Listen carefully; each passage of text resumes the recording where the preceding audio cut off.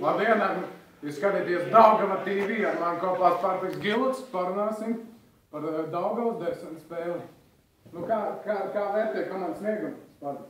Nu, šodien sniegums bija tāds so. Zaudējām -20, bet sniegums so. Nu, sākam tā spēle aizgājām normāli, pēc puslaika +8.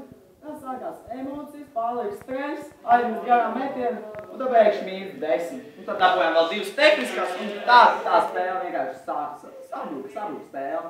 Nevajag vairs. Šodien iemet 3-2 punktus, Līdz Baumskatīs Latvijas jaunatnes basketbolīgas 2.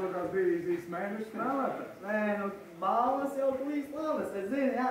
Bet, nu, to jau jums lemt, es to nevaru nolemt, to ekspertu lemt, es to nezinu. Kā vērtē Rinaldu Rikstiņu šodien sniegumu? Nu, šodien viņš nospēlē tiešām ļoti labi, es uzskatu, iepriekšējās spēles viņš bija tāds pasīvs, nebija uzbrukumā, nebija tāds atraktīvs, ja?